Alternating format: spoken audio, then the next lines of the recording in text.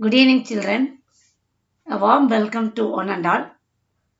Today we are going to see about the topic nuclear physics, unit 6 given in our text. In this lesson, we are going to see two sessions. In the first one, we are going to see about what is radioactivity, what is natural radioactivity, what are the units of radioactivity, and what are alpha, beta, gamma rays. And we are going to see the properties of alpha, beta, and gamma rays. Now first let us see what is radioactivity. The phenomenon of nuclear decay of certain elements, the emission of radiations like alpha, beta and gamma rays is called radioactivity, and the elements which undergo this phenomenon are called as radioactive element. Before that we shall see what led to the discovery of radioactivity. In the year 1896, French physicist Henri Becquerel, after finishing his research for a week, he stored certain amount of uranium compound away in a drawer for the weekend. By chance, he left the photographic plate also stored in the same drawer. After a few weeks later, he noticed that the film what he has left over has been exposed by some radiations. So he discovered that he could reproduce the effect whenever he placed uranium near a photographic film. So he came to a conclusion that apparently uranium radiated something that could affect the photographic plate. So this phenomenon he termed as radioactivity. And by this he identified uranium as a radioactive element. After 2 years, you all know the very famous Marie Curie, physicist from Poland, and her husband Pierre Curie. They also detect radioactive in pitchblende, a tiny black substance. They were not surprised at the radioactivity of pitchblende, which is known as an ore of uranium. Later, they discovered that radiation was more intense from pure uranium. Also, they found the pitchblende has less concentrations of uranium. They have come to a conclusion that other substance was also present in pitchblende. After separating this new substance, they discovered that it contains some unknown chemical properties and also it emits spontaneous radiation. And they named the new substance as radium. The radioactive elements emit harmful radioactive radiations such as alpha, beta, and gamma rays. Here, one clue I want to give regarding Marie Curie. You know, she was the only woman received Nobel Prize twice in the field of science. She was awarded Nobel Prize for physics in the year 1903 for spontaneous radiation, and also the same lady Marie Curie, she received the Nobel Prize for chemistry in the year 1911. So we should be very proud of her. She was the only woman received 2 Nobel Prizes.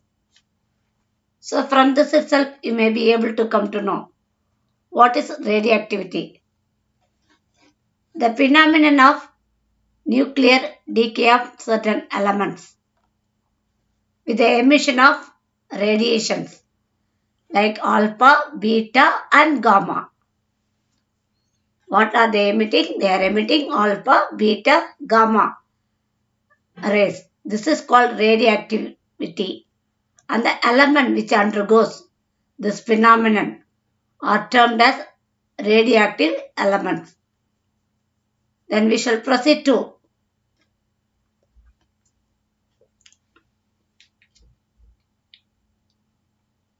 artificial radioactivity and or induced radioactivity.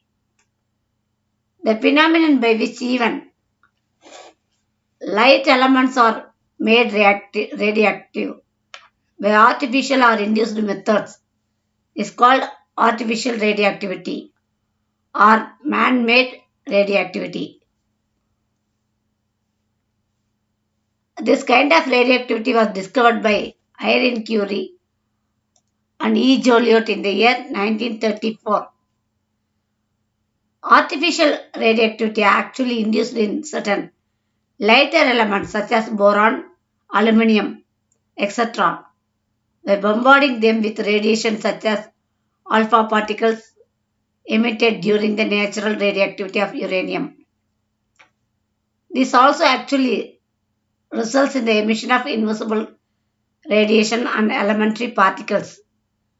During disintegration, the nucleus which undergoes disintegration is called parent nucleus, and that which is produced, that which is given out after disintegration is known as daughter nucleus. The newly one given is called a daughter nucleus. The one which is undergoing is called a parent nucleus. The particle which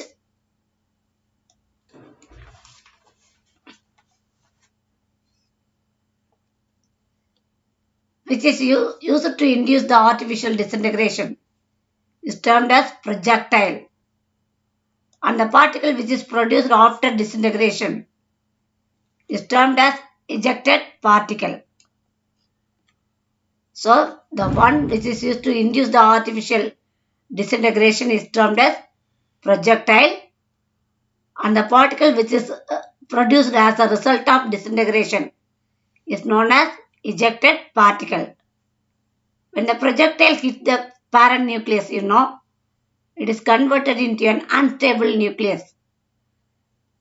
Then later on, it decays spontaneously, emitting the daughter nucleus along with an ejected particle. In the table, we can see the difference between natural and artificial radioactivity. Natural radioactivity, emission of radiation due to self-disintegration. That means automatically it undergoes disintegration. Whereas in artificial radioactivity, it has to be induced by a process. Here in natural radioactivity, alpha, beta and gamma radiations are emitted. Here most elementary particles such as neutrons, protons or positron, etc. are emitted. Already this natural radioactivity is spontaneous, whereas this is an induced process. And this natural one is exhibited by elements with atomic number more than 83, higher elements. Whereas artificial radioactivity is done with the element with atomic number less than 83.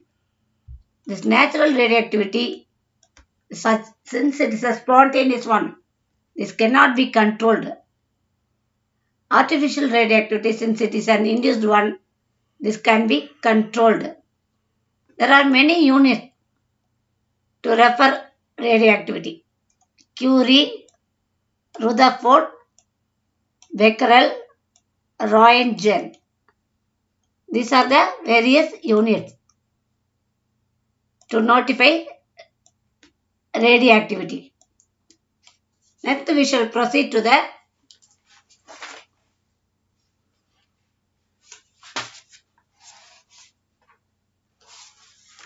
alpha, beta and gamma rays.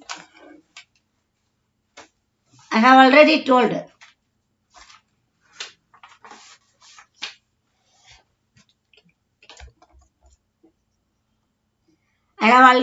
you, when a radioactive nucleus undergoes radioactivity, it emits what? It emits harmful radiations.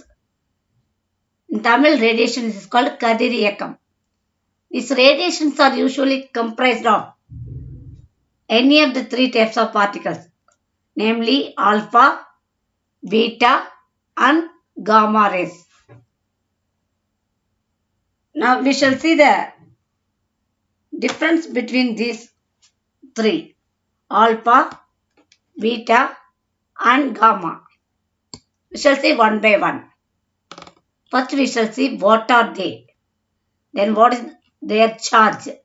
Next, ionizing capacity, penetrating capacity, effect of electric and magnetic field. Lastly, speed. The first one you know very well. What are they? Alpha rays are nothing but helium nucleus, that is consisting of 2 protons and 2 neutrons. Whereas beta, nothing but electron, basic elementary particle in all atoms you know. Gamma rays, as usual, they are electromagnetic waves consisting of photons. Charge you know, alpha rays positively charged, beta rays negatively charged, gamma rays neutral particle. Alpha rays positive, beta rays negative, gamma rays neutral particle. Ionizing power, that means ability to ionize, 100 times greater than beta rays and 10,000 times greater than gamma rays. That means what? They possess high ionizing power. In beta rays, it's very less, comparatively low. Gamma rays still low, very less ionization power. Penetrating power. Penetrating means able to penetrate, able to going through. In contradiction to ionizing power, alpha has low penetrating power. Penetrating for beta is bit greater than that of alpha, whereas gamma rays have high penetrating power. So these 2 points you can learn. Ionizing power for alpha rays high, whereas penetrating power for gamma rays are always higher. Effect of electric and magnetic field. This is deflected by both the fields, both electric and magnetic field. Here, gamma particles, they are deflected by both the fields. Lastly, gamma rays, they are not at all deflected. I already told they are neutral. Speed.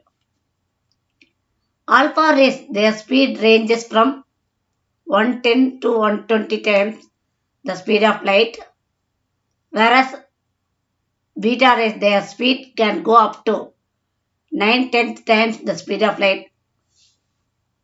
Gamma rays, they travel with the speed of light. So, these properties of alpha, beta, and gamma rays, I hope you all understood. Alpha rays, as usual, you should keep in mind, should bear in mind. The helium nuclei possess positive charge. Beta rays are nothing but electrons possessing negative charge, whereas gamma rays, they are electromagnetic waves of neutral particle.